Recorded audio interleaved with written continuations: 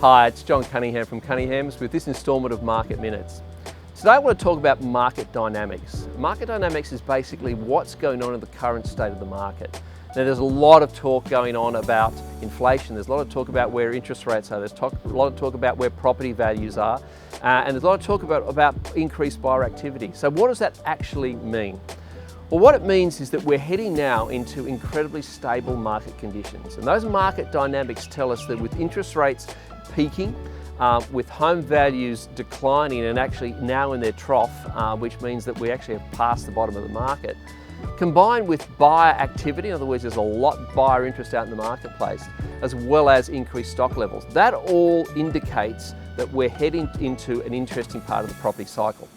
Now the property cycle is a fascinating thing because a lot of people misunderstand it. They hear this 10-year property cycle. The reality is it's actually an 18-year property cycle. And we are at the beginning of another 18-year cycle. We've gone through the absolute surge of 2021 and the decline in 2022. And we've also had two bumps along the way prior to that, which indicated a couple of peaks and valleys and troughs, all those sort of things that happen when you're in that part of the cycle. So right now is the best time in our view to transact real estate over the last 18 years because it's the most stable time. And we're probably seeing that for the next 2 years.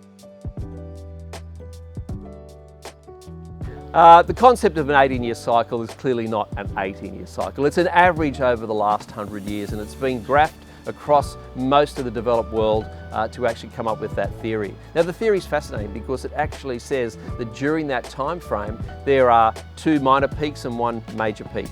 So when we go back in time, we look at the last major peak was 2007.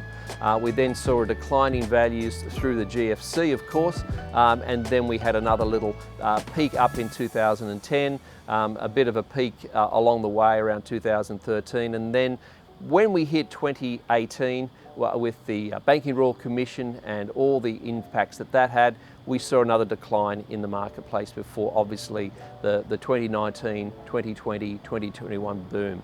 So we've had our peaks, we've had our troughs, we've seen what's happened as a result, and this is historically the way the market runs.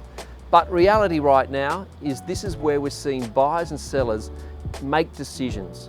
They're actually looking at their personal circumstances, they're looking at the long game, they're doing their research, their preparation, and they're getting confidence back. And that's all based on evidence of what's happening in the market. Not what the media is talking about, because the media is way behind what's actually going on. And you will start to see some media stories appearing now about the massive buyer activity that's going on in the marketplace, sales happening and so on.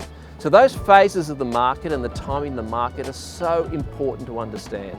And that's what we really have on the ground.